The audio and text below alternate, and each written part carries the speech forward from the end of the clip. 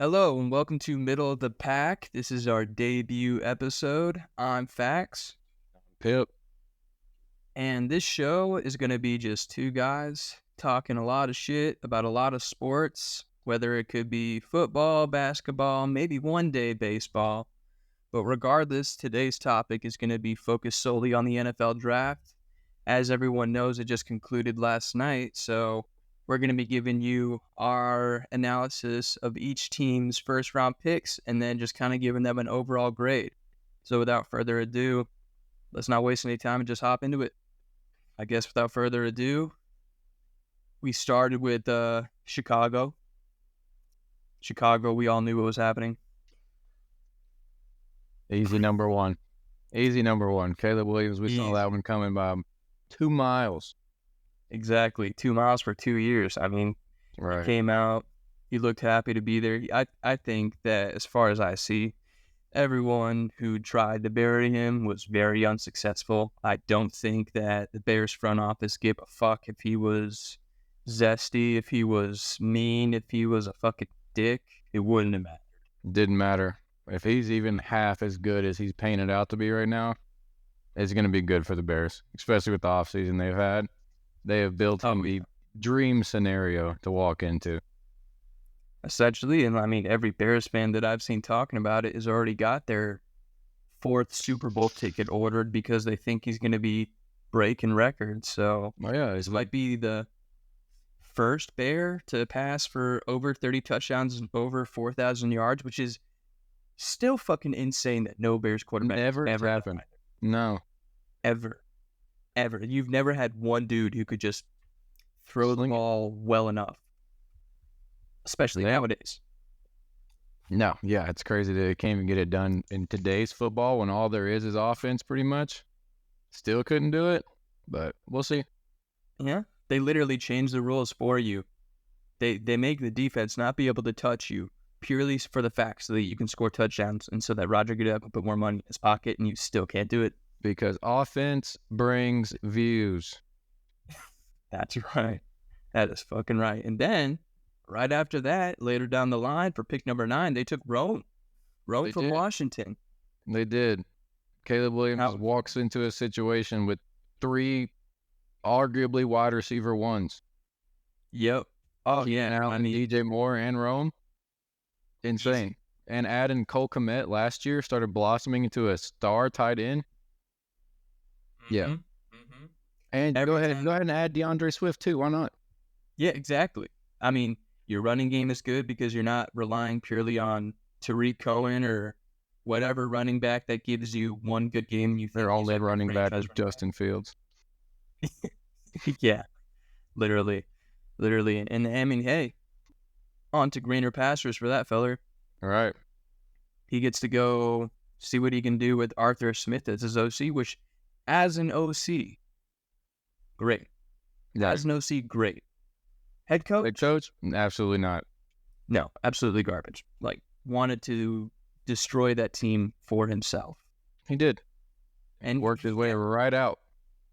I mean, last year, I remember just seeing multiple times, every time that he said, oh, Bijan will get his time. He has this role that he needs to play. Yeah, running the football, doing everything with the football. That was his role. Nothing else. So the fact that he tried to excuse any of that, yeah, he's gone. But, I mean, hey, I digress. Justin Fields is probably going to be Russ out within either right away in the preseason or the first half of the season. I give it like 4 or 5 weeks. Yeah, exactly. But for now, Chicago, onto a new regime. They have one of the best route runners in the NFL with Keenan and just an all-around journeyman with DJ Moore who can really just, from what you've seen with him on Carolina to here, he was a shining star wherever he's at. He's never been a bad... Man has had over 1,000 yards every season with whoever, in Carolina at least, we threw at quarterback, which was a bunch of garbage cans. Literally, the weekly trash is coming up, and still he manages. He still manages 1,000 yards down. Yeah, he is just on par with Mike Williams at this point too. Just consistent greatness. Yep. Or excuse me, Mike Evans, not Mike Williams. Yeah. Yeah, Mike Evans. Yeah. That dog. But yeah, I mean, the Bears, that's really all there was as far as like notable picks, was just those first two building up their offense. And because they did that, like, I mean, for me, they already get their A because they're kind of putting their dick on the table. They are. They're Like, 100% with their offseason moves about adding stuff on defense and then bringing in wide receivers, drafting a wide receiver, and now bringing in their franchise quarterback. Definitely an A because I think they're all in on win now. Yep. Because I think they were trying to say win now, but I mean, to be fair to their GM did not pick Justin Fields. So I think their GM kind of has that reset button that he wanted when he first came in. And now he's going to be able to just actually compete for the NFC North, which is going to be one of the most competitive divisions. 100%. With the up and rising Lions, after the season they just had, and even Green Bay, Jordan Love showed out. Yep. And then now over there in Minnesota, granted that we're going to get into their pick here in a minute, but adding a quarterback with all the offensive weapons that you need, it's going to be a tough division. It's going to be a tough division. Oh, yeah. And with that, we can go into the next division, which, given on a year-by-year or what seemingly is a week-by-week basis on how good they're going to be, we go into the NFC East. And we got Washington, who in my opinion, was the right pick. Jaden Daniels from LSU. 100%. There was a lot of back and forth on whether it was going to be Jaden Daniels or it was going to be Drake May. I think those were like the top two. But for me, it was without question supposed to be Jaden Daniels the whole time. Yeah, I wouldn't have seen anybody else going number two. And I had people who thought, I mean, obviously we're going to get into where he went next, but a lot of people did think that it was going to be Drake May, but all you would have gotten is legitimately Sam Howell Part 2. Yep. They were in the same scenario that they were in last year.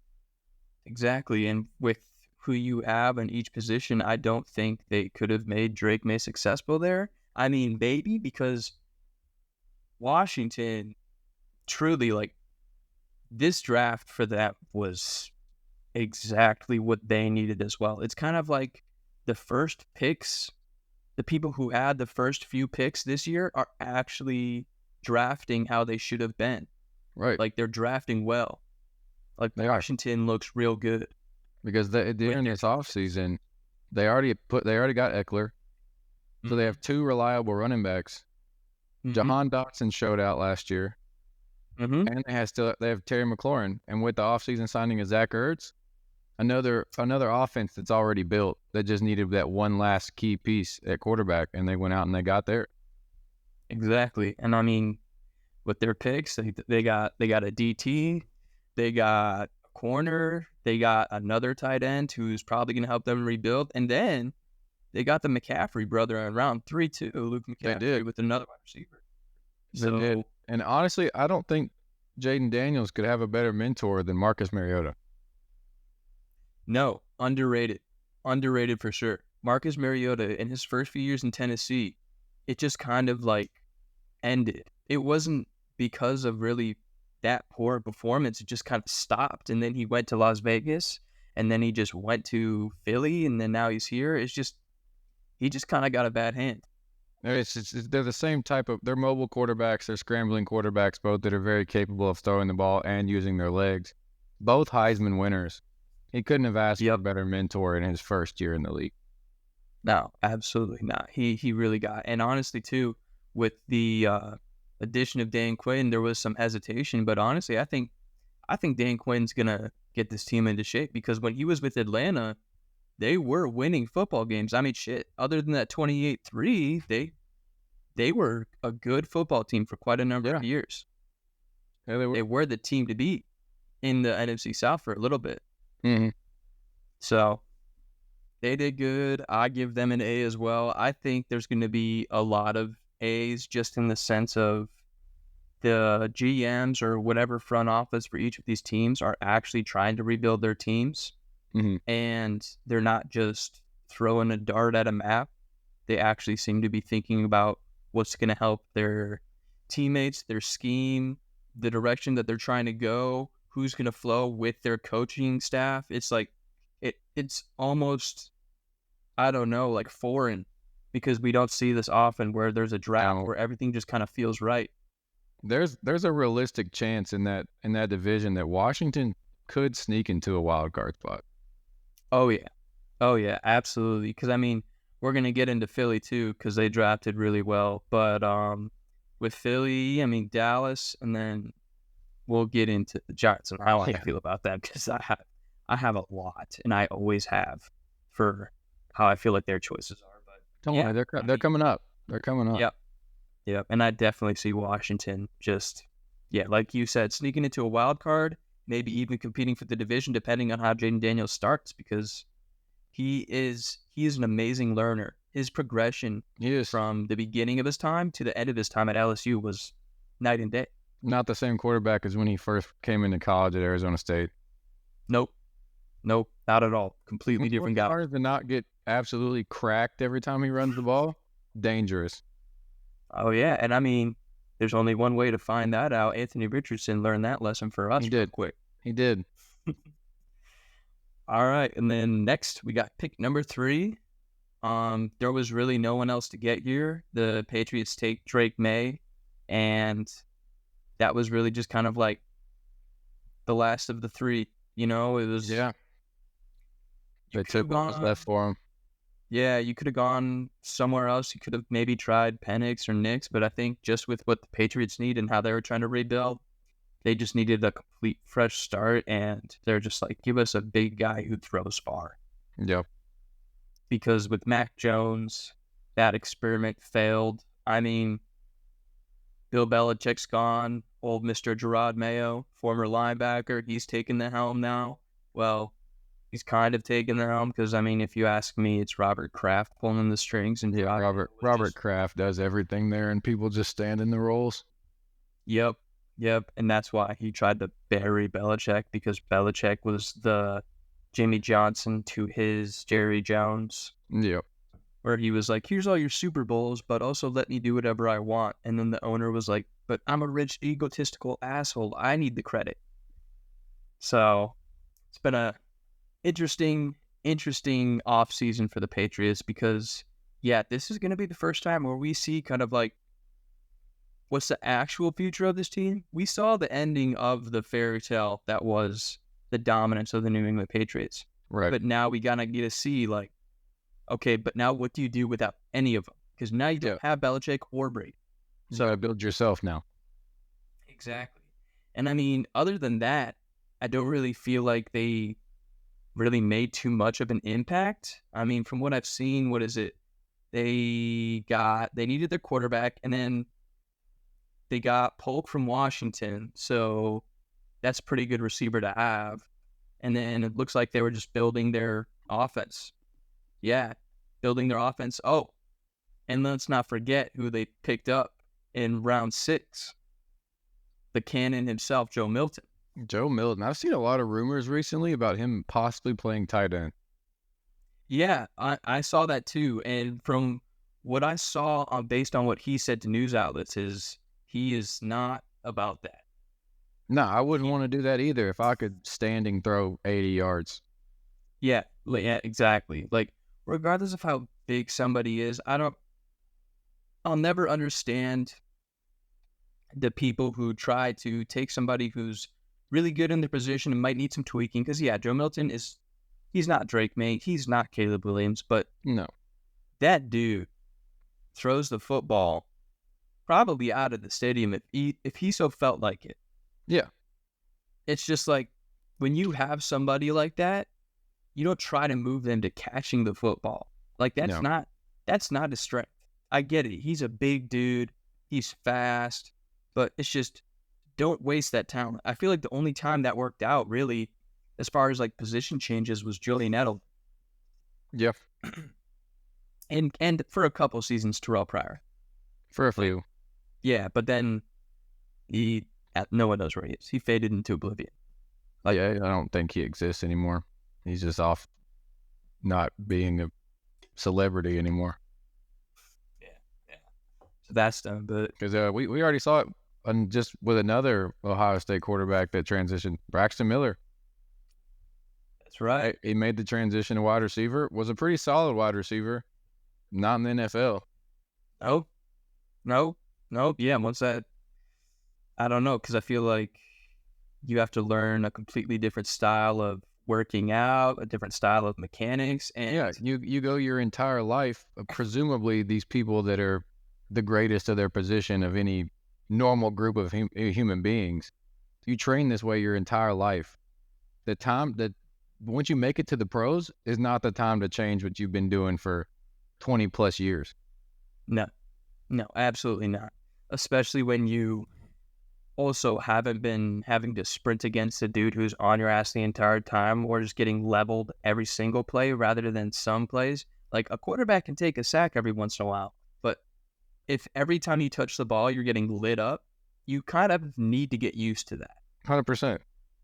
And probably the worst position other than punter and kicker to transition to wide receiver is probably from quarterback. 100%. Yeah. But just tapping back into Drake May, I think that was their guy. I don't really, Yeah. I don't see him being the immediate starter because they do have Jacoby Brissett. That's right. But Yep. I definitely think before probably the halfway mark, he'll step in at some point.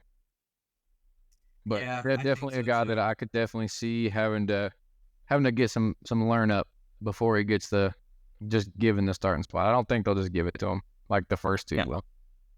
No. Yeah, first two are jumping right in, but yeah, I think Drake May needs to, and it's good for him honestly to sit for a while because Jacoby Brissett, no, he's not going to win you the Super Bowl, but he's going to show you how to play quarterback the right way. Like Right. he's essentially the dude who can do all the right things. It's just that he can't be that game changer that you need. He's that perfect manager of just doing his job and getting those points or first downs or whatever you need. Not a superstar, definitely knows what he's doing. Not a bad mentor for a rookie at all. Absolutely not. That's a great veteran to have in your corner. All right. And so then now, pick number 4. The That's where GOAT. my heart broke. The GOAT, that's right. You're Ohio State alum. My son of a legend. So both of us probably wanted him in some way. Just trade the whole team for Get rid of Marvin everybody Harrison for Marvin Jr. Harrison right now. That's right. But Arizona got him. Arizona takes Marvin Harrison Jr. He's the first receiver off the board, and deservedly so. Absolutely. There was some debate, I remember, right before the draft, and it was ridiculous to me because they were trying to put the other receivers ahead of Marvin Harrison Jr., saying, oh, but this guy has more explosiveness. Oh, but this guy is better than you. No, Marvin Harrison Jr. is the best receiver in the draft. This was the right pick that Arizona needed. There's no question. because they're trying to throw like Neighbors and Rome up there in the same conversation with them, but it's like, okay, Marvin Harrison did this with a dog shit quarterback. Absolutely. All right, completely off topic. Kyle McCord is not. There's a reason that he can't. He went to Syracuse. Okay. Yeah, no, he rightfully ran away because he knew. Yeah, no, I agree. He was not going to give Ohio State the success that they needed in any capacity whatsoever. So to even try to throw anybody else's name in the same realm as Marvin Harrison, insane. Yep, insulting. I mean, last time I checked, I believe the other two receivers were not trained by a Hall of Famer. Yeah, no, their dad's definitely not a Hall of Famer. Nope. And I mean, obviously I'm biased, but Marvin Harrison is my favorite receiver of all time, and also probably top 5. I mean, you could definitely argue top 5, if not easily top 10 of all time. For sure. Like, this is the dude who is just the right way, and I mean, also he's put on who I'd say one of the most disrespected and underrated quarterbacks in the NFL right now. People just kind of forgot about Kyler Murray, and we're just like, completely forgot this man is a Pro Bowler. Yep. And just watching him play, just go watch any highlight clip of Kyler Murray playing football, and you're just kind of like, oh, yeah, that's right. He's awesome. He's amazing. So all in all, it's a great situation for Marvin Harrison Jr. to step into. Not many receivers that get taken that high get to walk into a Pro Bowler throwing them the football. And another ring on top of that, all their wide receiver core damn near left. Yep. He walks into wide receiver 1. Yep. He's going to get so much volume as a rookie that it's insane. Oh, yeah. I mean, right away, you could probably say he'll be competing with Daniels and Williams for Offensive Rookie of the Year just because of how much he'll be getting. 100%. And the pressure for a wide receiver coming into a situation is a lot different than a pressure for a quarterback. A quarterback sets the tone for the entire team. Wide receiver just got to catch the football. That's it. And he can do that. He can definitely do that. Oh, yeah. And I mean, for the rest of the draft, it was just it looked like it was more of just Arizona just trying to give little pieces here and there of what they needed to start competing again. You know, it looks like they went defensive end, then they went corner, then they got Benson from Florida State, who's a very all right running back. I mean, James Connors still has that, but he does need some help just so we can get those reps split. Yeah, definitely. Not a bad backup back for sure. No. And then, yeah, it really just looked like they were trying to build their secondary and then maybe try to see if other wide receivers could get into the mix and start playing for them. It looks like they only took another, but they built their defense. They just needed Marvin Harrison, though. They really needed that big reset of like, all right, who's our young guy that's going to catch everything and also be bigger than everybody? Because Marvin Harrison Jr., he's bigger than his dad. Yeah. And his dad was 6'1". Yeah, 6'1", I think. So he's bigger than his dad already. Faster than his dad already. And I mean, honestly, too, as far as catching in traffic, he's better than his dad. His dad was a route running specialist and somebody who just had the ball stick to his hands at any given time.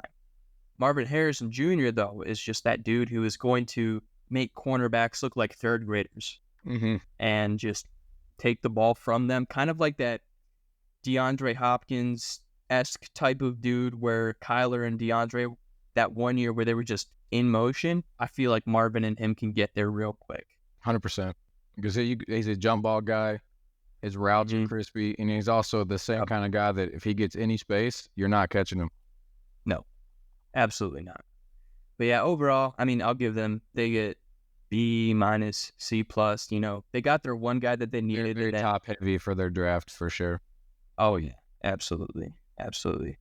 Speaking of heavy, number 5, Joe. Big boy, tip of the spear. Tip of the spear.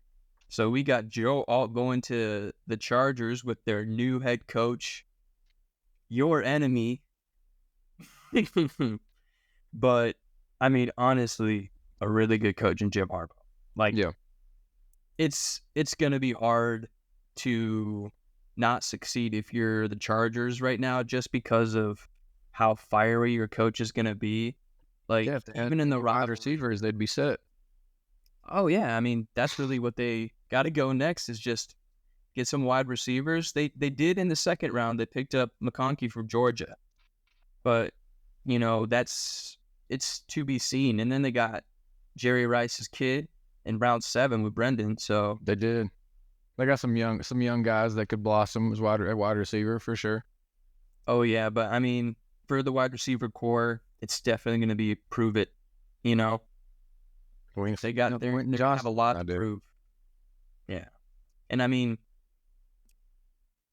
picking up an OT and then just saying, yeah, this is the guy we wanted and just 100% backing the choice. That's kind of what you need when you got a head coach. Because with Brandon Staley, he had a rough last year as a head coach. He did. And he kind of lost his shit towards the end 100%. At everybody. Trying to tell everyone that he was the genius and he's got it figured out. That was hilarious, but also kind of sad because it was like, yes, you've managed to fail with Justin Herbert. How you did it, no one's going to know, but you managed to do it, Mr. Staley. You did it. But Joe, I know right now, they showed him when during the draft in a 3/4 zip and like what looked like a cabin. In his bio, it just says football and fishing. Hall of Famer right now. Hall Easy. of Fame Yep. offensive lineman right there. That's like, yeah, I think, let's see, the last guy to give that type of energy was probably Quentin Nelson, Just a straight up, where he's just like a dude. yep, just a Fucking big ass man. dude. Mm-hmm. He is going to flatten a lot of people Doesn't very want quickly. the shine. Doesn't care about the stardom. Probably spends his time fishing. That's it. Put it in the That's Hall it. of Fame right now. Yeah, that's a lock. I mean, this dude, just looking at him, he looks like he is the most, like, when I think of the words corn fed, that is this man right Nailed it. here. I'm pretty sure he's like 6'8", 380. Yeah, no. He's going to make some edge defensive tackles. Basically, anybody that is in his sight line or in his way, he's going to make them look ridiculous. 100%. Yep, he's just huge. Exactly. And then for the rest, we'll see. We'll see what McConkey does. We'll see what Rice does. But Justin Herbert, I mean, with Jim Harbaugh, you have hope. You have hope of probably competing, maybe getting that wild card spot, I'd say. I don't think they're going to be winning the division. Absolutely not. I don't think so either. Jim Harbaugh's a big run guy anyway, Mhm. and the only running back they got is J.K. Dobbins. That's right. That's right. I was just about to ask. I was going to say they did try to replace Eckler, but they chose J.K. Dobbins. We're still yet to know if J.K. can be that guy. He hasn't had one healthy season since he got drafted. Yeah, no, I mean, and I don't know, maybe it's just me thinking negatively, but I got a feeling this isn't a Saquon situation where he's just injured and then comes back and then you're like, oh shit, that's right, he's amazing. I don't think he hasn't shown enough flashes when he has played to assume that it could be a Saquon situation. Absolutely not. I got a feeling it's going to be more of like a mid-tier running back, tries to do something for a little bit, but They're maybe still looking for their guy at running back for sure. Yeah, they're going to be getting their guy. And they try to pick up a running back in round 6. I think that guy's just going to be that role player that Harbaugh needs. Looks like it was Vidal from Troy. I mean, who the fuck is that? So, No idea. yep. Oh, so they'll figure it out. But yeah, Harbaugh's year is it's gonna give you that preview of what could be. I don't think it's gonna be anything. They're still building for sure. Exactly. Now on to pick number 6. Your favorite team. Oh my God. I have some things to say. So, the pick within itself. If you were 31 other teams in the NFL, Malik Neighbors would be a great pick. That is just law. That is a great receiver. LSU, he and Jaden Daniels were just like, they were the success of LSU and the failure of the defense. Mm-hmm. And me giving LSU credit is going to be rare because I go Gators. So it's just, but Jaden Daniels was amazing. Malik Neighbors was amazing. The problem is he went to the Giants. Yep. And the problem with the Giants is they have the worst. And I tested this theory too when I said it to make sure that he was in fact the worst, but he is. He is the worst quarterback, the worst starting quarterback on a team right now. I went through every single other team with one of my fellows at work to just kind of test those waters. And other than Zach Wilson, who is already replaced because 1, he's in Denver, and 2, Aaron Rodgers was the starter. Daniel Jones is the least productive, worst choice for a quarterback, shouldn't be there, shouldn't be in the NFL. I don't know what anyone was thinking. Joe Schoen, the GM of the Giants, he said, this is the second time he said this too, because he said it when Daniel Jones got injured. He said that Daniel Jones is going to be our starter. If that doesn't say I fucked up by giving somebody who didn't deserve $120 million, $120 million, and now I got to eat it, I don't know what else would say that. Yeah, no. I am passionately going to be hating on the Giants all season. It's kind of like last year. Last year, my team to hate because of how stupid they were was the Atlanta Falcons, who I can't wait to get to later with them too. Oh yeah. But this team, they have, let's see, for receivers, they have to rely on Daniel Jones to throw them the ball. They have Paris Campbell, who just hasn't got his chance to do what he needed to do. No. But he can do a lot. His last year with Indy, you kind of saw those flashes of, holy fuck, this guy's fast. And this guy can make plays. And he did it at Ohio State, as you know. Uh-huh. And then you got Jalen Hyatt from Tennessee, he was the guy at Tennessee for the year that he was a receiver there. He was catching footballs. He was making plays. He can make plays. Just another young, unproven guy that's a mystery. So Yep. And we could see. And then now you got Malik Neighbors, and Saquon's gone. He's on the greener pastures. Because they decided to pay Daniel Jones. Mm-hmm. And honestly, for me, it's just kind of like, for Brian Daboll, their head coach, I feel bad for him because he made Josh Allen, in my opinion. Josh Allen, you've seen like where Josh Allen started and then what Daboll was able to do with him made him elite.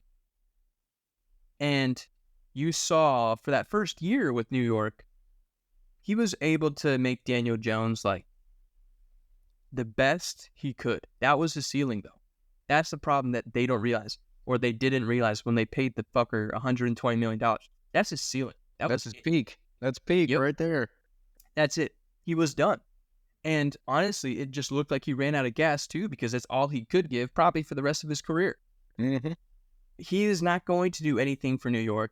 Don't even think about New York. If you are a New York Giants fan, don't even worry about it. The season's already over. Take the year off. Yeah, just relax. Maybe buy a Drew Lock jersey or something just to show in solidarity that you also hate Daniel Jones, because that's what you should be doing. And if you're not actively hating Daniel Jones, don't worry. I will pick up that slack for you because we got you. Yeah, he's a dog shit quarterback. He shouldn't be in the league. And I mean, for me, once I saw that pick, I was just like, I didn't even want to look at what else they were going to try to get for their team. But let's see. I mean, yeah, they got a defense, and then they got a tight end and a running back in the 4th and 5th round. So they don't care. They don't care at all. They got Tyler Nubin from Minnesota, who was a decent safety, and they got a Kentucky cornerback, which is like Kentucky's basketball. Kentucky is sometimes football, but they're mostly basketball. Yeah. Like, you don't got to worry about that. So if you're the Giants, yeah, go ahead and wrap it up for the year for the Giants. Grade F minus. Like maybe you could do with an F plus just because you have Malik Neighbors, but like, as far as decision making and your brain power, F. This is no Malik Neighbors hate. Just hate that Daniel Jones is your quarterback. Yep, exactly. Like Malik Neighbors, you got it, man. You are a great receiver, but sorry, will not succeed. They chalked you for your career to go die in New York. Exactly. Horrible. Anyways, now that I got that out of my system, we can take a small break with Tennessee's pick in J.C. Latham. So that's kind of what they needed. It is what they needed. You know, they're going to have to, I believe they tried to build some defense too, because they're going to need that, but it was what Tennessee needed. They needed an offensive tackle because I think it's obviously fully going to be Will Levis time. Yep. You know, as it should be. Yep, as it should be, because what I liked about Will Levis, and this is coming from a very passionate Tennessee Titans hater, because I'll let you know, we have a Colts fan here. I'm a Colts fan, so anyone in the AFC South, I try not to acknowledge, but if there's any fans that exist outside of Colts fans, it's probably Titans fans. I've never met a Houston fan. They don't exist. There are C.J. Stroud fans. There are not Houston Texans fans, but we'll get to them because he has the right take that I completely disagree with, just purely off of principle, not because I actually disagree with it. But we'll get Houston, yeah, we'll get there. But for Tennessee, they got what they needed. It's not a flashy pick. It's not a crazy pick that people are going to go stupid about, but it's the right pick. Exactly. And it looks like from what I'm looking at right now, they did the right thing for rounds 2 through 5, and they just kind of bolstered up their defense. They got a tackle, they got a corner, and then They got a linebacker. You needed that too. Like Tennessee, I wouldn't really be thinking they're gonna do much, but I mean they're in full rebuild, like actually full, not win now rebuild. It's gonna be a complete rebuild. They made the really dumb decision of getting rid of Mike Vrabel already. Yep. But I mean, hey, Godspeed to them. I wasn't mad at Derrick Henry. No Derrick Henry. Tajay Spears could do something. They got Tony Pollard. That too. He can get you all the way down the field. Just don't count on him to score. Nope. And I mean, even with Dallas, when he became number one last year, he struggled to even get down the field a little bit. He had a little rough patch, but I think he might be able to do a little something though. I think it was just definitely a serviceable back, but just don't anticipate him to fill what Derrick Henry left. No one will ever fill what King Henry killed us for years, and I saw that firsthand too many times to not acknowledge that anybody that replaces him is just not going to live up to that standard. Nope, can't happen. But all in all, it was a good pick. Yep. What they needed. I mean, Latham's good. Latham's big. He did great for Alabama. He did what he needed to do with what he had. And Nick Saban, anyone who comes from Nick Saban is just, they're going to be good enough as long as they're coached right. And especially when it's someone like an offensive tackle or just a role player in general, like quarterbacks are always going to be wishy-washy. But if it's just like a tackle, a defensive lineman, whatever else, and it's Nick Saban, yeah, you're good. Don't worry about that. Let's get into my most favorite topic of the whole draft. This one's all you. You get what this one. What the fuck, Atlanta? You draft a 23, soon-to-be 24-year-old rookie quarterback that's had 2 injuries, major injuries, while you just signed a quarterback to $180 million. At best, Michael Penix doesn't even see the field until he is 26 or 27 years old. What the fuck? That's a second half of a career. Yeah, you're already towards your later half of your quote-unquote NFL lifespan. And you're just now stepping on the field. Great scenario for Penix, because he's going to get paid damn near $35 million to have no responsibilities. Oh, yeah. I mean... But great for Penix. But what the fuck, Atlanta?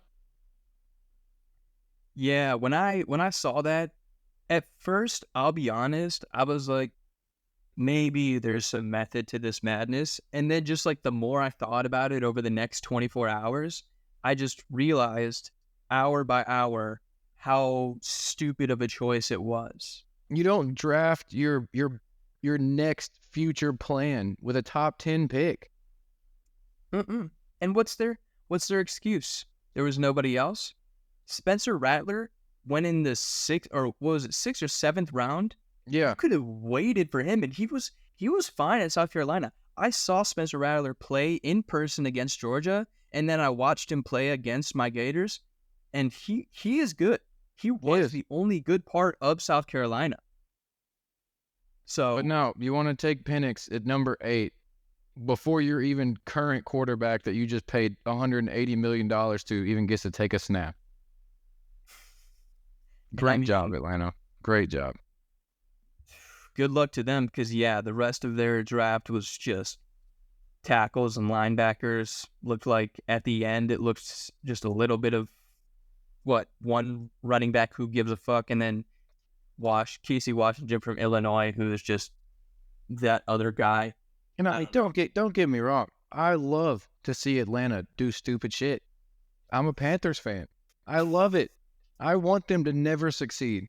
Them, the Saints, and the Bucks. I want them all to just be dog shit.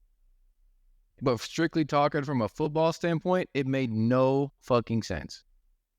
Nope. There wasn't one smart decision made that day. And just watching that video, you've seen the video, I'm sure, the GM trying to explain to Arthur Blank what is going on. Yeah, dude, if you have to go to your owner and try to justify yourself, you know that it wasn't the right call. No. Yeah, you have failed from point one. You do not have a successful outlook. You cannot. I want to be in that war room. Actually, you know what? Like, just that fly on the wall of that war room of just hearing them being like, It's your logic. it's got to be Penix, right? It's got to be Penix. It's No, gotta be. no, no. Didn't have to be at all. There just had to be one guy who just had any semblance of sense of self or just the smallest amount of logic to be like, why the fuck would we pick up Michael Penix, guys? No clue. No clue. They could have taken an edge, something for the defense. No. Let's draft our backup quarterback, top 8. Backup quarterback, while we signed somebody who was a top 5. Actually, you know what? No. Before Kirk got injured, he was the best quarterback in the league statistically. Yeah, he was having an MVP season. Yep. He was better than everybody else. And that is just objectively true. He was absolutely crushing it. And that is somebody who is in their late 30s and is competing with people like Justin Herbert, Patrick Mahomes. He's like 35, 36 years old. You name it. Yeah, and now he has to deal with that right off the jump. Like, now he's got to be thinking, like, do these guys even trust me? Even though he's never going to tell them that he was the best quarterback. No, he's way too nice. He's way too nice. But he was. What are we doing?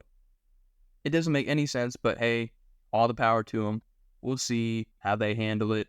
Maybe Kyle Pitts will actually get used for once. Who knows? I'm fully ready to be hurt by him again in fantasy, so it's fine. Yeah. Careful with that draft. Don't look to Atlanta players. Yeah. And then next, number 9, we already talked about that. Roma Dunze, he went to the Bears. Bears is a great scenario, job, as we said.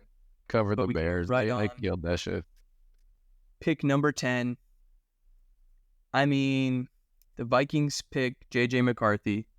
And for the Vikings, it's who you had to do. Yep, they had to fill that gap for sure. Yep. It was either JJ or Bo Nix. Take the younger guy. Exactly. And I mean, take the guy who had like that coaching that has a history of success too.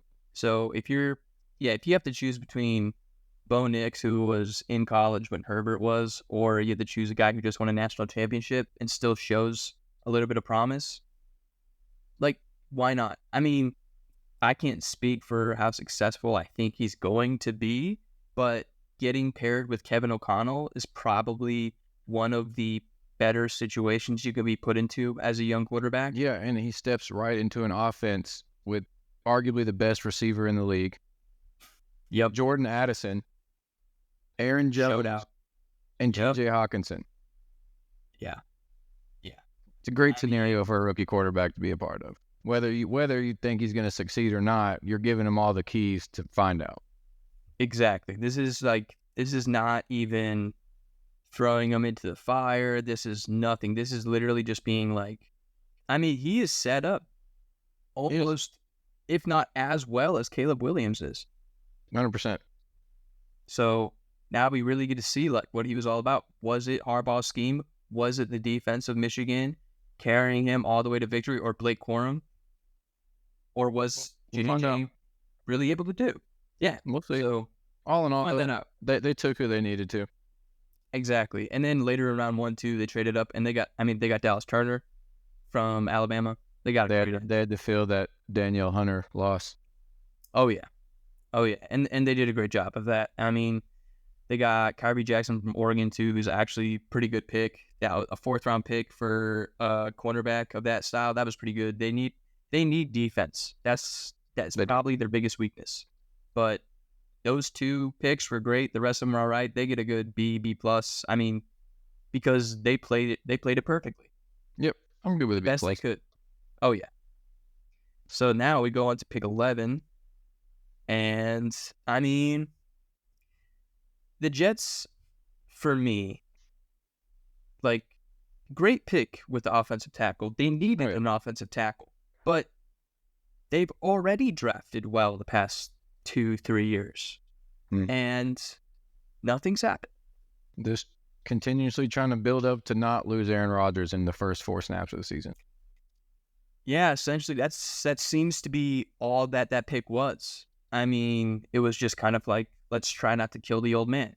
Yeah, because they fully built their team last year to like win now, and then they had to endure Zach Wilson. So Yeah, that is, if I had to choose anybody in the NFL, I would not choose Zach Wilson for the win now scenario. nope, not at all. That Nope. wasn't their plan. Nope.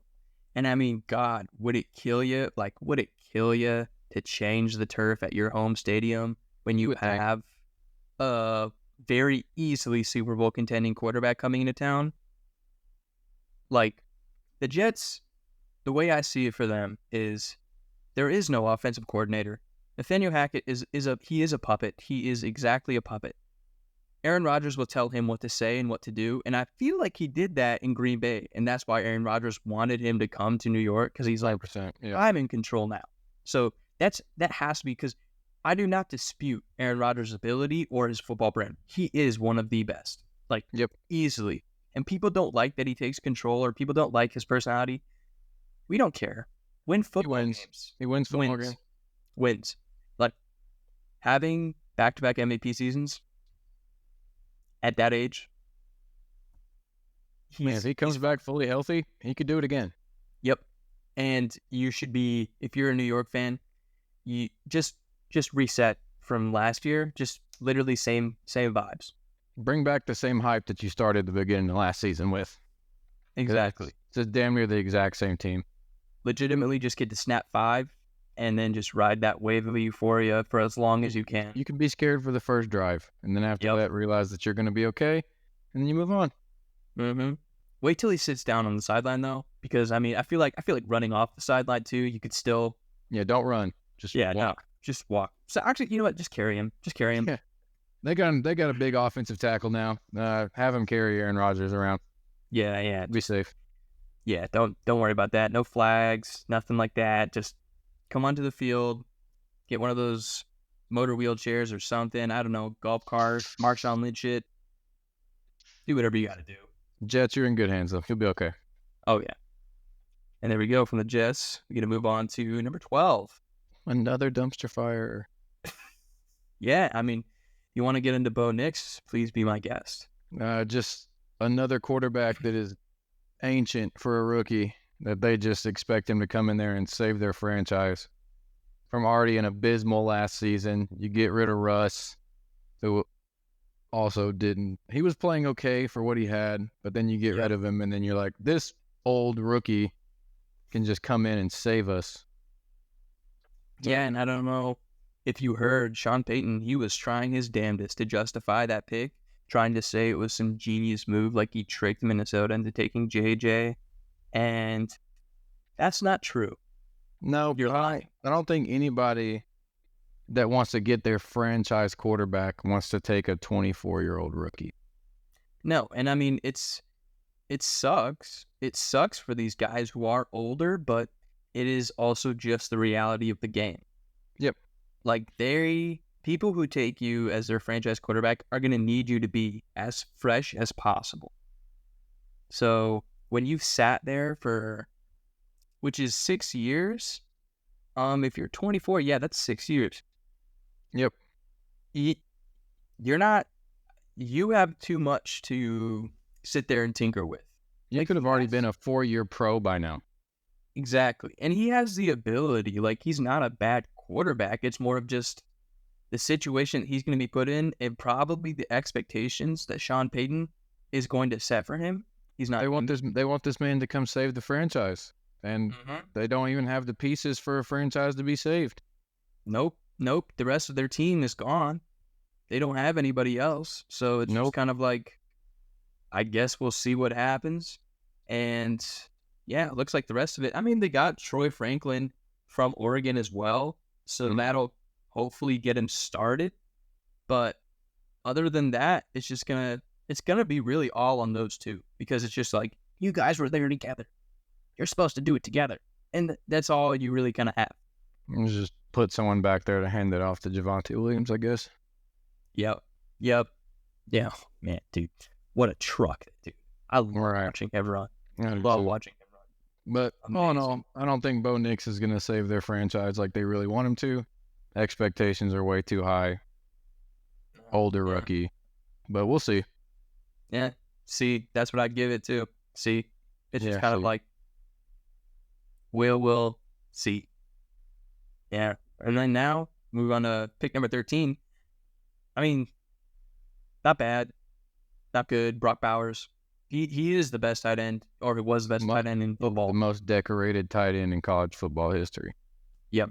So, like, why not? I guess is really kind of probably what they were thinking. Can they get him the ball? Yeah. I mean, because you got Gardner Minshew, who he picked up the slack for us, but at Indy, and the question is going to remain of, can he do that with a coach who isn't Shane Steichen? Right. You know, because they're going to have to rely on either Minshew or Aiden O'Connell. That's right. I think either way, if you want long-term success, I don't think either of those are going to be your answer. No, I don't think so either. But I mean, they took the rest of the draft. Their next two picks were O-line. They were trying to build some protection, also trying to build a little bit of defense. It looks like corner, an LB, a safety, another corner, safety from Air Force. You're there. I don't know. Not a lot of running they do. No, they don't do that. So, good luck with that. But yeah, I mean, because you're gonna have to pass the ball. You don't have Josh Jacobs anymore. No, this is you have to pass the ball. You have to pass the ball. You're lucky you don't have Josh McDaniels anymore. Anthony Lynn, I mean, he's a fiery dude. Like, he's got the passion for the Raiders and the Raiders culture. It's just now it's about how is that going to carry over. They're also rebuilding. Yeah. So sounds like we're going to just have to see the rest of Devontae Adams' career wasted. But oh my God, I completely I just didn't even have it in my brain that he's there. Yep. It's great to have weapons. It's great to have weapons, but when you have no run game and no for sure quarterback that can get it there on a consistent basis, it doesn't do you much good. No, it does not. And I do not think that Minshew can throw a deep ball to Adams. I don't think that O'Connell he can only throw to Adams, and that's kind of where he failed. Yeah, because he just needs someone that can bail him out. Yep, exactly. So we'll see. I mean, they did what they could. That's like C-. I don't know. They got the best guy. Yeah, they did the best thing for him because they didn't have a tight end, but no quarterback. I think they wanted to go quarterback. Genuinely, I think they wanted to take whatever quarterback was left. They didn't get any of them, so they took what they needed. And I mean, for me too, looking at the rest of their picks, I'll say it again. They could have taken Rattler and seen what happened. Because I'd say Rattler got nothing to lose in that situation. Yeah, and I mean, versus O'Connell, I wouldn't take him, but you got a vet like Minshew Minshew's just a dude. He's just a homie. Like, vibes 1,000. So, yeah, we'll see what they do, but yeah, they're in rebuild mode. Don't expect too much. Nothing crazy. Not a terrible pick though. Just average. Yep. Now we got 14. I mean, Saints, they got an offensive tackle. Oregon State, Fuaga. He's a big boy, 6'6", 324. I mean, what else are the Saints really going to do? Derek Carr is going to continue to do checkdowns. These guys are the ones. They are the ones who picked up Rattler. So they did. Maybe they can do more with that, but if I were you, Pip, I mean, you can dispute it if you need to, but I wouldn't be worried about the Saints too crazy. I'm usually not. Yeah. I mean, do you see anything that gave them any reason to be like, well, okay, they did. Oh shit, I'm looking at it now too. They had the second round pick, so they got McKinstry. They did get Kool-Aid. Yeah. And that's going to be good for their defense. But from the second round, they did not have a third or a fourth round pick. Rattler, they took in the fifth. So I think all in all, they're walking into the same inconsistent, streaky team that they were last year, you really never know what you're getting from the Saints. They're either going to come out and their offense is going to look incredible and they're going to torch you, or you're going to look at Derek Carr and be like, what the fuck are you throwing? Yep. And you also have the statistically worst performing active head coach as your head coach. He has the worst record of any head coach. He has a negative record, and they're still like, it's our guy. Eddie Dennis, that's the man. Fuck it up first, buddy. They didn't have a bad draft, but I don't think they added anything that's going to be like, okay, we're contending at a higher level now. No. But I will tell you somebody who not only had an A+++ draft, but picked up exactly what they needed with Latu. I mean, I'm going to butcher that name probably 1,000 times, but I'll be damned if this motherfucker isn't going to kill somebody this year.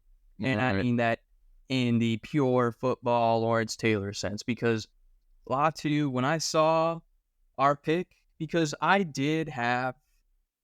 wanted people. I wanted Marvin Harrison Jr. And then when Marvin Harrison Jr. went away, I wanted Cooper DeJean. We needed that secondary help.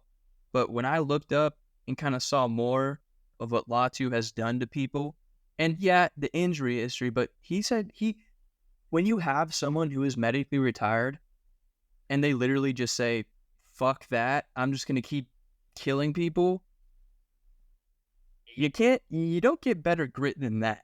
He's a dog. He is. Dog, in and out.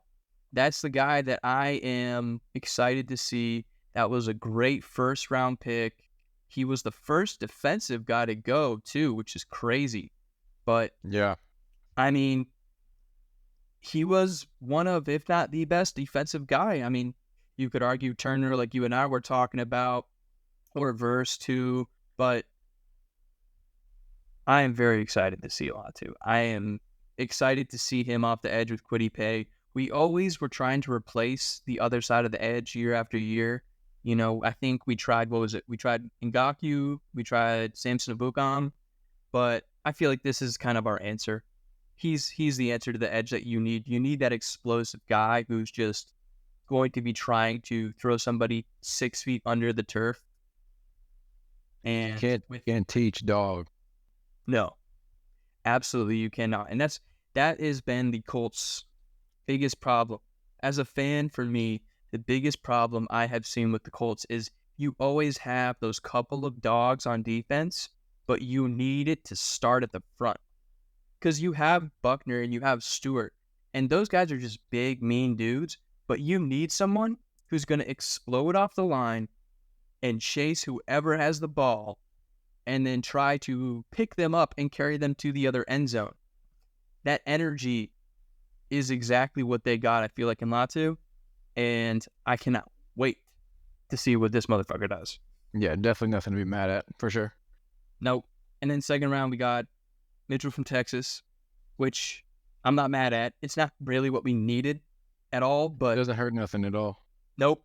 Another big dude to complement Pittman with Richardson to throw to. I mean, he's fast, real fast. He can catch the ball a lot. Did a lot for Texas. He was one of viewers' like main targets, if not the main target, and he's a good guy to have. And then it looks like, I mean, we tried to bolster up some offensive line because we're so back and forth with them. Took another receiver from Oregon State, Anthony Gold, who, I mean, he's good. He's good. He's not great. He's kind of like our Alec Pierce again. And then safeties, yeah, why not? And then cornerbacks, yeah. So we needed it, but overall, all in all, A+ draft, great, amazing draft. I mean, you probably have a more unbiased opinion, but I thought it was a great draft for Indy. I'd probably go with like a B+. There you go. I mean, I can take that from an outside perspective all day. That is because I believe in it, so it's great. But Indy, look out. Anthony Richardson's back. We'll talk more, I'm sure, as we get into more. But right now, we'll focus on draft because I'll go for hours. Next, we got pick number 16, which is, I mean, hey, Byron Murphy, Texas. Great defensive tackle. Yeah. I mean, they needed to bolster that interior D-line. They got what they needed. They're not really lacking much on offense, so it definitely was a good pick. Oh, yeah. I mean, There's absolutely. definitely nothing to be mad at. No, and now you just got to see who's going to be that offensive game changer, because you got Smith and Jigba, but their receiver, you got DK Metcalf, but who's going to be throwing it to him? Is it going to be Geno Smith for however many more years, or are they going to try their luck with Sam Howell? I I think it's still going to be Geno. Yeah. I mean, it could definitely still be Geno. Sam Howell played a little wild for me. Yeah.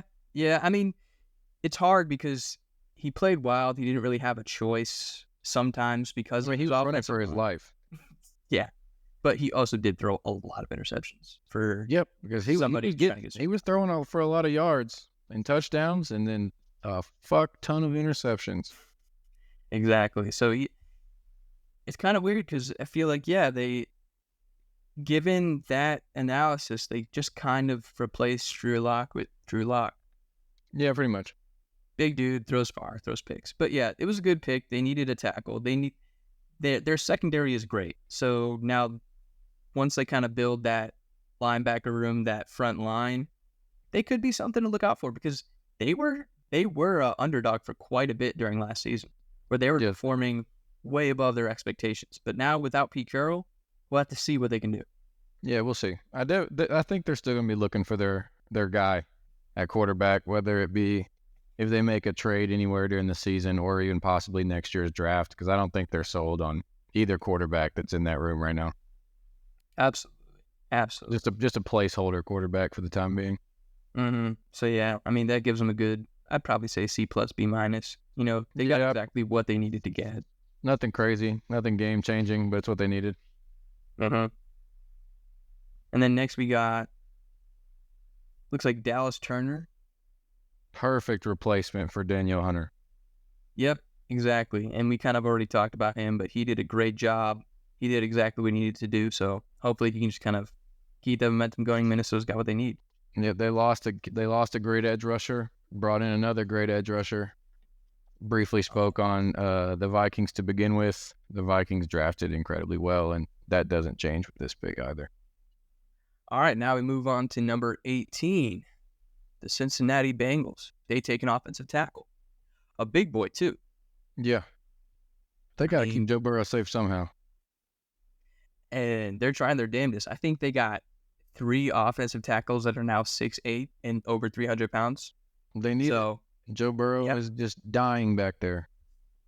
He is. And, I mean, despite their consistent and constant attempts to kill him, he is hopefully going to be, for the Bengals at least, one of the top QBs again this year. Because the best thing about Joe Burrow is just he is that guy, and he has the confidence to play like that guy when he needs to. He is the Mahomes killer. He is just kind of like, I don't know, he's the heart of that team in just about every aspect. So keeping him protected is definitely a very important. Very important. Oh yeah, absolutely. And I feel like they're stepping in the right direction with that, but they really gotta kind of address the other elephants in the room with T. Higgins requesting a trade, and also Trey Hendrickson. Hendrickson. Both won out. Yeah, and you can't really have that be happening, because you guys kind of you need T. Higgins, because he is the absolute perfect complement to Jamar Chase. That's your jump ball guy. That is the dude that you can just say, fuck it, Higgins is down there somewhere. Just give it to T in the end zone. I mean, looks like they tried to get another wide receiver. They got Jermaine Burton from Alabama, and he's good, but I just feel like with the flow that you had, like, there are wide receiver rooms that are going to be highly rated, and there are just, I don't know, tandems and perfect pairings. But if there's a match made in heaven for a wide receiver, another wide receiver, and a quarterback, it's got to be the Bengals. They just always look so smooth. And so we'll see. Because T was not cool with the franchise tag. No, and I mean, why would you be, honestly, when you're producing like you are? you kind of want to just have your forever team. Yeah. Like Jamar and T, yeah, they should just be like, these are our guys now. They were These just are going to Joe's run guys. into the issue. They're about to have to pay all three of them. Yep. And the only negative about Joe is he took quite a lot of money when, in all reality, yeah, the Bengals can't produce as much money as they're giving him. You know, No. they have never been a very wealthy franchise, and I feel like when you're drafted to that team, especially as the quarterback, you have to realize that. And rather than looking to be the highest paid quarterback or one of the higher paid quarterbacks, you need to be looking for Lombardis. You want to make your bag, or you want to have a good team? You have to pick. Exactly. Especially with Bengals. So, but they did all right. They got their line. They got what they needed. Exactly. So hopefully they can just keep building off of that. But that takes us to defense again, with Jared Verse from Florida State going to the Rams, and immediately trying to fill Aaron Donald right there. No one could ever. No. But they have to fill that spot with something. And so they went first pick they got an edge.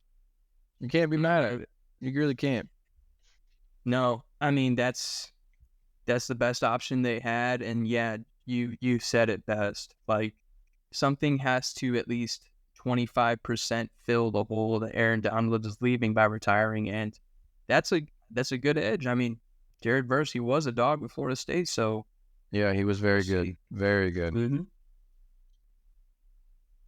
But we'll see. I mean, they also took Corum later. That's right, they did take Corum, and I liked Corum a lot. Just from he has that chance to be that next Christian McCaffrey-esque.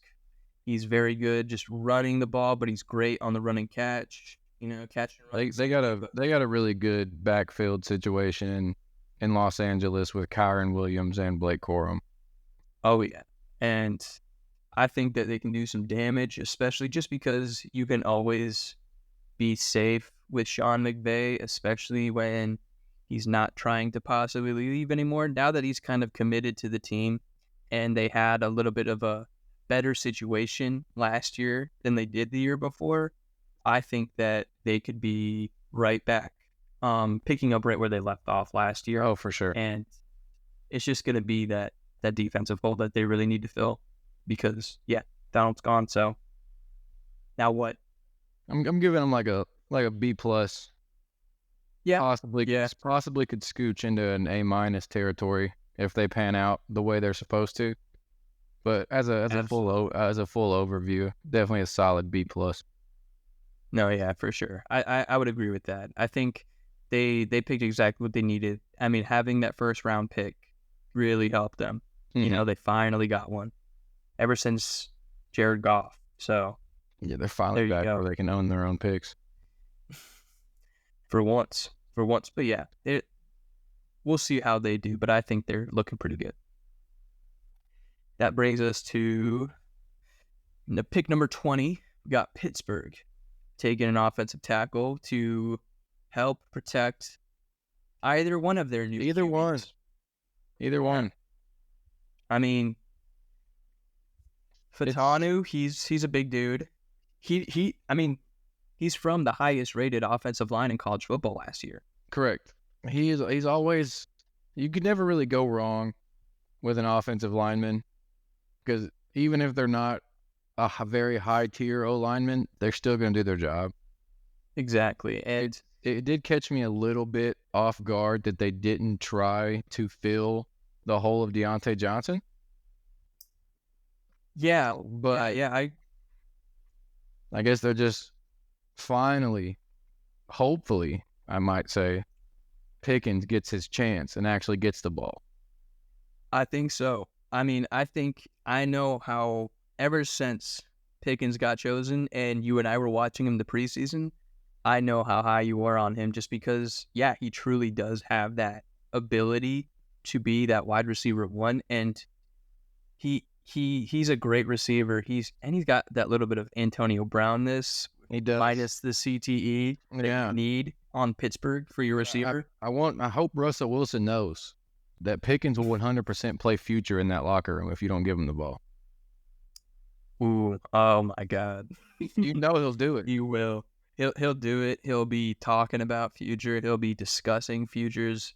Just basically, he will let you know that he needs the ball. And with Russ 100%. going into there, and Russ being who Russ is, he better do what he has to do. I'm sorry, because inevitably when Justin Fields takes over, I'm not really worried about it. Exactly, and that's just inevitable. I mean that's just going to happen. I would have loved to see Brian Thomas Jr. on that team, but you can't, like I said, you can't really go wrong with an offensive lineman. No, I mean, and they also did pick a interesting third round. They took Michigan's receiver. They took Roman Wilson in the third round, so that could be fun. With Interesting. yeah, I mean, Roman Wilson, he was all right. Like when I saw him, he was definitely getting inflated to be a lot bigger than what I saw. I knew he was delusional already when he came in a press conference and put himself on the same level as Marvin Harrison Jr. But that's psychotic. You can never do that. That is psychotic. That's insulting. That's pathetic. Yeah, you can't do that. That was stupid. No. Yeah, he was nowhere near that level, and he never proved to be close to that level either, too, which just adds to the delusion. But maybe Pittsburgh can do something. I think Arthur Smith, as we were talking about, as an OC, he's great. So I think he can really kind of rebuild this offense into more stability, and their running game. They have a good duo. So they do. Hopefully they can kind of like pick up that offense and look closer to a competent team, because TJ Watt cannot do everything for you guys. No, he cannot. That's been proven. TJ and Minka can't do everything for you. Nope. But it's a good pick. I'd say that's like a A- for what they had. They got exactly what they needed, because they already have two serviceable quarterbacks and one potentially franchise quarterback with Fields. Yep. And Fields is in the best position possible with kind of that fresh start and fresh OC who has a track record of being able to build a proper offense. Yep. So we'll see what pans out in Pittsburgh. Can't be mad at an offensive tackle pick for what they got. No, not at all. Not at all. But now we're going to move on to, a fucking dope-ass name. Chop. Miami. Chop Robinson. And correct me if I'm wrong here, but I'm pretty sure that Chop was the fastest edge in the combine. Yes. So it's only right to go to Miami. It's only right. That is what makes the most sense. Logically, if you are the Miami Dolphins, especially I've heard a lot of conversations about uniforms making you look faster too, and Miami has played into that perfectly. They have their offense, and now with this edge, I swear they got a sign at the door that must run under 4.5 to get in. Exactly, and they're probably just Chop, when he gets there, he's probably gonna go right to a track, and they're gonna be like, do it again. Yeah, do it again. You know what? I'm actually just gonna fact check myself real quick, actually, because I want to say he ran like a 4.5. No, yeah, he did run something. Fact check myself before I start talking out my ass. A 4.48 for an edge, dude. He ran a 4.48. That's insane. Exactly, and then just to be put on the rest of the Dolphins team is just they're all speed. This is happening. That's what they do. They're all speed. And then later, just for kicks and giggles, I'm assuming they picked up another running back. Because Mike McDaniel, that's what he does best, is just builds an insanely talented running game. Mm-hmm. You already have that, and then you're just adding Jalen Wright from Tennessee, who's one of the better running backs from college. Because there was not a lot of depth this year for running backs. There was not. But he was probably in that top 10. And to be honest, I did not dive deep enough into running back performance to properly rate him, but I could safely assume he was probably in top 10. If you're at Tennessee, you're gonna have a decent enough running back. Yeah, for sure. But yes, as reported, And true to themselves, the Dolphins are fast. Draft speed. They're a Madden dream team. Oh, absolutely. I mean, just Hill, Waddle, and then just run it with Felician. Yeah, it's a dream. It's a dream team in Madden, and they kept right on par for what they do. They're fast. Great pick. Mm-hmm. Absolutely wonderful pick. And that takes us to another, honestly, great pick with the Eagles at 22, picking up Mitchell. And honestly, we could just add both of the corners into their. It feels like they got 2 first rounds because they got Quinion Mitchell with Toledo, and then in the second round they got Cooper DeJean. They did. What the fuck? They got our Jackie Robinson. I know, and Will Compton's #1 overall favorite finally went in the second round. That was his sleep. Got our guy. We got what we needed. There's been a lot of rumors already with Cooper DeJean that he will actually be moved to safety. That's right. That's true. And I mean, honestly, like you could see what he can do at corner first because he was a great corner with Iowa. He was.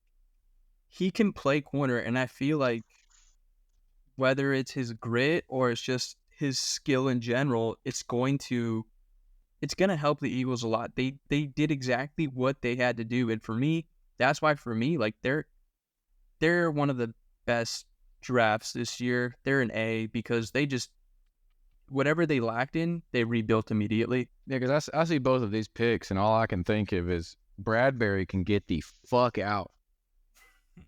Yeah, and fucking Slay better count his days. Toast.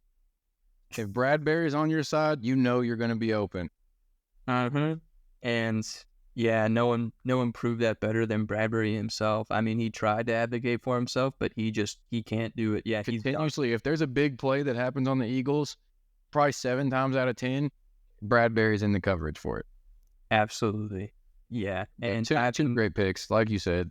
A. Yeah, A. And I mean, the rest of them, it just looks like they really could have done whatever they wanted because I don't know. Howie Roseman's a great GM. He's always pick well. So, a benefit of the doubt, I'm just going to say that the rest of those picks are going to pan out as well. Yeah, and they also just extended A.J. Brown. So, the top 3 probably receivers in the league. Easy. Yeah. Just, I love watching him catch footballs over Titan cornerbacks. That's probably one of my favorite images in football. Is just watching that happen. They wouldn't pay him and then paid more for Calvin Ridley. So go Titans. Yeah, and we'll see how that works out. Speaking of Calvin Ridley, at least his former team, now his replacement LSU. Yeah, and the other LSU receiver too.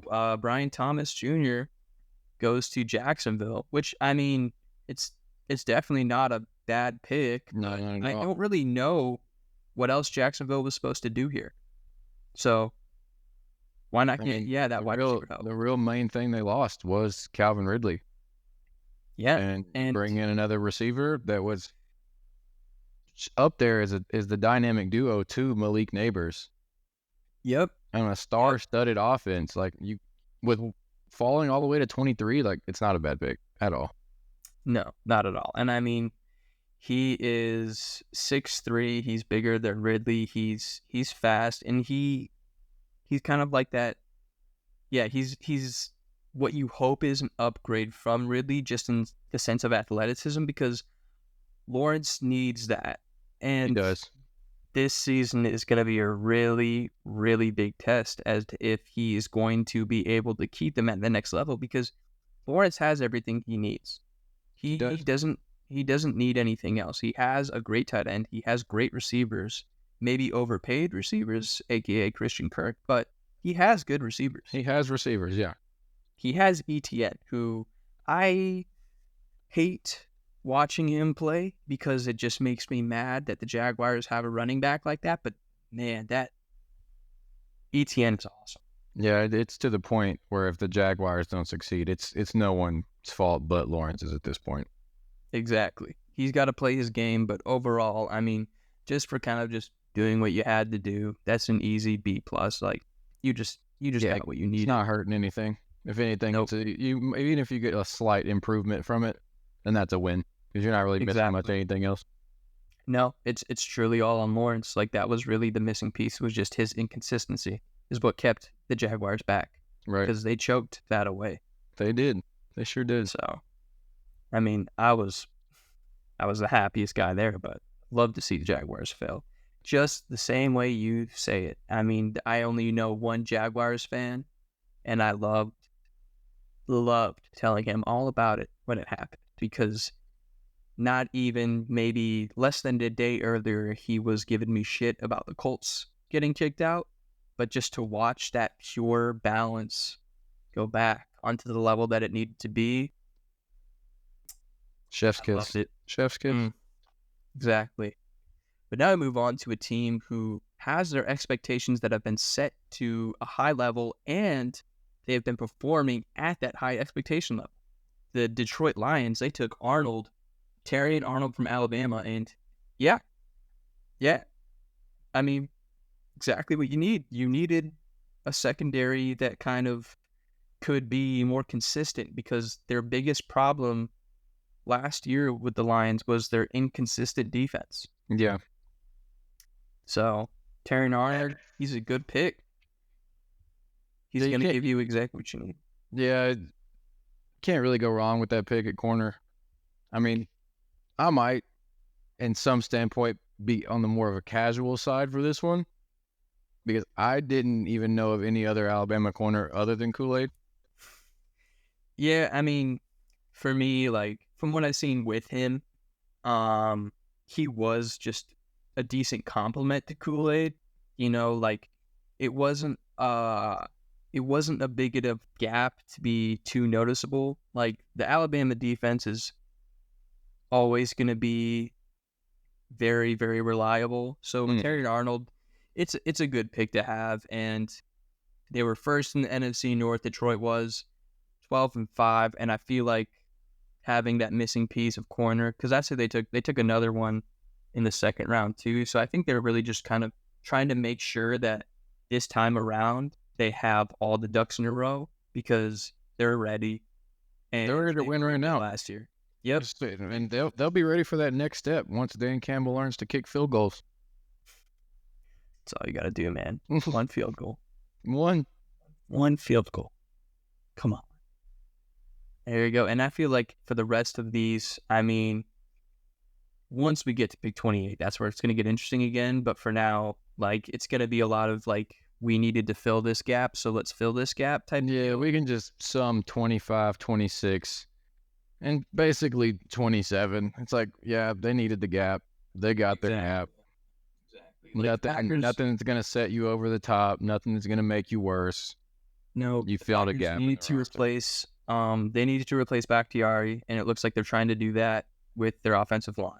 And then, yeah, the Bucs, they just Ryan Jensen was just fucked up. So yeah, he medically retired, didn't he? I believe so, yeah, because he just couldn't bounce back. So yeah, I mean, Red Tornado's gone. Yep, you got what you needed with the center, and then the Cardinals, we already went over, they got exactly what they needed, and then just having a defensive end to bolster that defense. Which, actually, one thing I will say about Arizona is a lot of people were clowning Jonathan Gannon, but if you watched that Arizona defense last year, I loved their energy. Yeah, 100%. Like they might not be the most star-studded defense, but they showed up.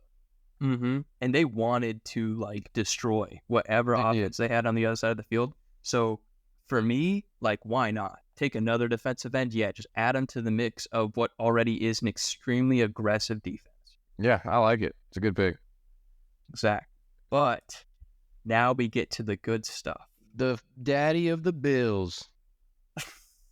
They made one phone call, and they said, hey, we're going to make a three-peat this year. So how about you just phone it in right now? Which absolutely blows my mind for two different things right here.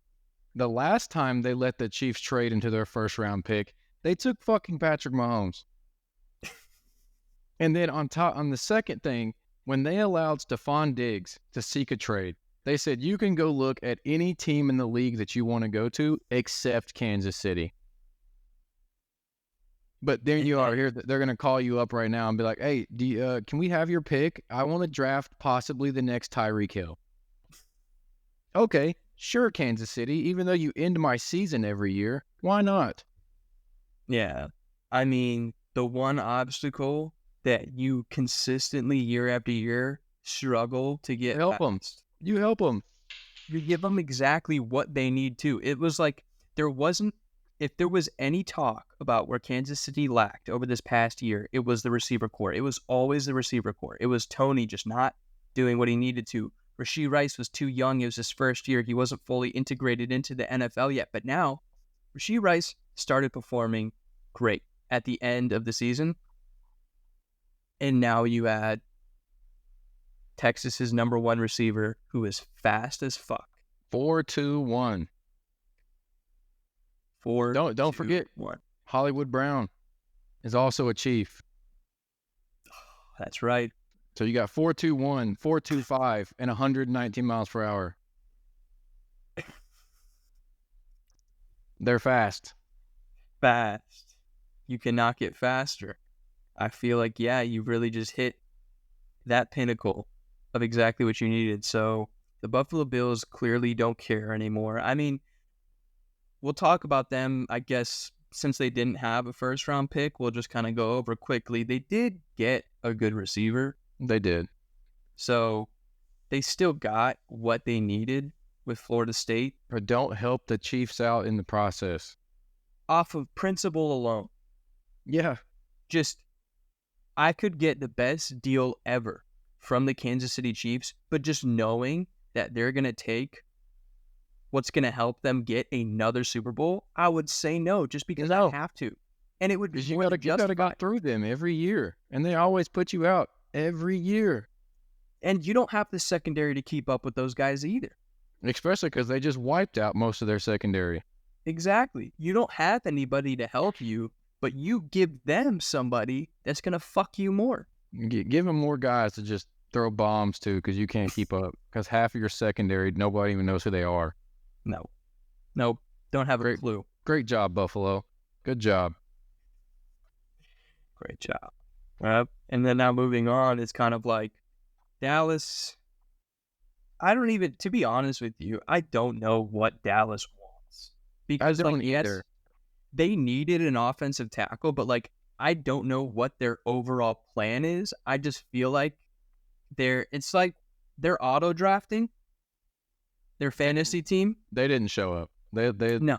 left auto-draft on, went with something else. The same way they did in free agency. They're like, I just don't want to participate. No. You called them, you texted them, you said, hey, man, it's in 10 minutes. Like, hey, man, you're on the clock. Nothing. Red. They signed Eric Kendricks, and they're like, all right, I'm good. Yep. So, yeah, you got a good offensive tackle. Guyton's all right. I mean, he's gonna play offensive tackle. Just don't expect him to come in and fill the hole of Tyron Smith, who you let walk. So, yeah, they do it to themselves every year, so no one should be surprised. Yep, gearing up for another first-round exit. Can't wait. Exactly. They're gonna play past their expectations, and then they're gonna disappoint. They're every year. They're always good enough for a first-round exit. Yeah, the Dallas Cowboys and the Buffalo Bills are going to do exactly what you want them to do. Actually, you know what? Buffalo's not even going to compete, but Dallas is going to. We're going to hear the fucking noise from every motherfucker because it's not just Texas. These Dallas fans seem to just be popping. They're just all over the place. Yeah, I don't know if they scattered or if they left Dallas in shame after they stopped winning Super Bowls, but wherever they relocated to, they're everywhere, and we are going to hear them for the first, probably the entire regular season, and then, they'll go back into nothingness after the playoffs. It's okay. Can't wait. Just another season in the books. Yep. And that takes us to the next team. I mean, Baltimore, it's just defense. Nick Wiggins, defense. They're already a very good team. Add anything to your secondary. can't ever be something that can hurt you. No. You're set I on mean, offense. You have literally the best running team possible. exactly. You Like, just gave Lamar Jackson, Derrick Henry. you're fine. You'll be Yeah, okay. And their exactly. defense was already one of the best defenses in the league. So adding a young corner, you can't go wrong. Nope, not at all. And I mean, clearly their defensive scheme works because Kyle Hamilton, he fit like a glove. So adding another young guy, as long as he just takes your scheme, yeah, you'll be all right. I see no problem. Not worried about the Ravens at all. No. But now we take to pick number 31. Your Florida boy. I needed him. And I'm glad he went in the first round because that means that there was a team out there who recognized the talent that this guy had, because he made Graham Mertz look good. He made Anthony Richardson, who is talented, just inexperienced, but he made him look better than he probably was, if I'm being just straight up honest with myself. But yeah, Ricky Pearsall is going to go and compete with Ayuk, Samuel, and Jennings. And he's gonna have to prove himself, though. That's for sure. That's definitely not an offense where you can just walk in and know you're going to be stepping on the field every rip. Yeah, he's got to go. That's a locker room you got to compete in. Exactly. But I mean, he runs good routes. He has amazing hands. Yeah, we saw that with that one-handed snag. I could watch that probably on repeat until I died. That was just a spectacular catch. But yeah, he was first round material. I'm glad that somebody recognized he was first round material. I just wish that no one did and he could have fallen. I'm not mad about Adonai Mitchell. That's a great receiver to have. But if we weren't going to get Marvin Harrison Jr., this was the guy I wanted next. And sad to see him go, but I'm happy that somebody sees the potential that this guy has. And we're going to see, because it's Kyle Shanahan. So anybody can go to Kyle Shanahan. Yeah, it's a high-powered offense. Anybody with some talent can compete in that offense. It'll be a good thing to see. It'll be exciting. Absolutely. And now, my boys, it's your time to shine. My boys, I honestly love the pick. X-Man, the X Factor. You want to talk about a fucking dog. This dude's got it. Exactly. I know, because I'm just happy to be in the first round. My Panthers didn't even own a first-round pick.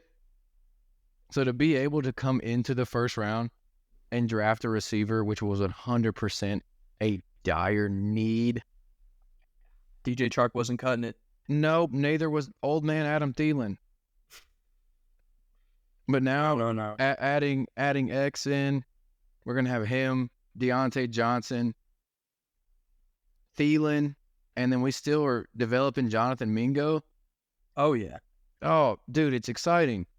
I know. It's like all you need is Bryce Young to be Bryce Young. And I feel like don't write him off yet, you know? Never. I feel like never. Yeah, exactly. Like having Carolina fans behind Bryce is truly all he needs. He just needs to be that smart quarterback that he is. And it's not Bryce's fault that David Tepper thought that Frank Reich was the answer. Yeah, no. Because I will tell you right now, from personal experience, and now that you have shared that experience with me, Frank Reich was never the answer. Mm-mm. He was not the guy in Philly. That guy is now our head coach. That's who was the guy in Philly, Shane Steichen. And he was not the guy in Indy. He kept us at a perfectly mediocre level the entire time he was there. And then he just looked sad his last season and left. And then he didn't even make it all away with you guys. No. Drove us further into the ground and then left. Mm-hmm. And then just like tried to excuse it at the end where he's like, I don't know, kind of wanted CJ Stroud. Fuck off, man. You're done. You're old. But everything that we've done in the offseason, we basically rebuilt our entire offensive line. It's looking absolutely lovely. And then we had a beautiful draft, even in the later rounds. We took Texas's running back, number one running back off the board. Yep. Like position rank number one. Great pick. We took a Kentucky linebacker and stole a tight end. That tight end out of Texas is nasty. Yeah. Nasty. Absolutely. That's one of my probably top 5 steals of the draft for the late rounds. Oh, absolutely. And then you just ended the draft by just building that defense a little more. All you need is those young guys on defense, because who knows when they can just come out and show out. I mean, Barrett in the 7th round, the linebacker from Michigan, he did make some pretty key plays last year. So I think he can definitely be the complement to Wallace that he got from Kentucky. Mm-hmm. But that the tight end from Texas, he steps into a perfect scenario. Like we don't have a tight end that matters. Tommy Trimble, but yeah. Yeah, he definitely can easily come in there, compete in the preseason. They'll be like, okay, you are tight end 1. Good job. We're coming in with a brand new offense, a brand new coach. Yeah, last year we were the worst team in the NFL. Got it. But I have hope again. I mean, and that's literally what the draft is all about. It's all about giving you the hope that you need, regardless of what level the hope is at. It's just what you need. And with that draft, yeah, I think out of like the board, the Panthers have probably a top 5, maybe even top 3 draft out of everybody, just because for positions of need, 100%. Yep. I mean, like, it probably wasn't the prettiest on paper, but I think the results are going to speak for themselves. Especially Legit. That country boy, I love him. Man. I love him. I love him. I love him too. I loved him because the South Carolina, I did misspeak earlier because I said Rattler was the only one, but it was Rattler and Legit. Mm-hmm. It was just throw it to the big man, and he did make the plays that he needed to. And he's only got to move 1 state over. Nope. Yeah, he didn't got to go far at all. He just got to just pick up his bag and just drive a couple hours, and he's at his new home. I'm excited because it also it helps that our conference is not, our division, my bad, is not great. Yeah. Oh, yeah. That's going to be a big plus. And I mean, after the first round, other than briefly covering Buffalo, it looks like the only team we have to talk about, or I guess teams, is Cleveland, who made some picks in round 2. I mean, they didn't really do anything. I think they just kind of like know that they fucked themselves with Deshaun. Yeah, but they got to live. And yeah, they have to do what they can do. And I mean, looks like they tried. They got a guard, they got a tackle, they got a receiver. It's just like Mike Hall, I'm pretty sure. Yep. So I mean, that's a good tackle to have. Absolutely. Hey, that's an Ohio guy, born in Cleveland, played high school ball in Ohio, went to Ohio State, drafted by Cleveland. There you go. And then now we'll top it off with a team who probably didn't even need to compete in the draft, but they did anyway. Houston. I love Houston. Sorry to break it to you. They're winning the division. They didn't even need to show up at the draft. They could have chosen the Dallas Cowboy route and auto-drafted. It doesn't matter. They've done so much in free agency that it didn't even matter. Yeah, no, it truly didn't. And, I mean, they got a Georgia corner, which Georgia defense is just bred for the NFL. Yep. They got a Notre Dame offensive tackle. Same deal. They are also bred offensive lineman. Bring them in. Yep. They got a USC safety, which, hey, I mean, why not? And then they took Stover. They did. Go with Stroud. Hey, that's Farmer Gronk right there. That's right. Farmer Gronk. He's coming in. And another just dog. Yeah, and I mean, just looking at the rest of their draft, like, they didn't have a first-round pick, but they didn't need it. No, they didn't. They've done so much in free agency. They didn't need it. And even before then, they were towards the second half of the season, they were showing that they were going to be the team to beat in the AFC South, and that sucks. But Yeah, I meant to bring this up earlier, but we weren't on the topic of the Texans yet. Tank Dell got shot. what? A minor gunshot wound. Yeah, he got shot today. Hell yeah! I don't really know a bunch of details other than it was a minor, a younger person shot up an event, and he was one of 10 people to get either shot or grazed. But they said he's fine. It was just a minor gunshot wound, but did want to bring that up when we got to the Texans. Did it say where?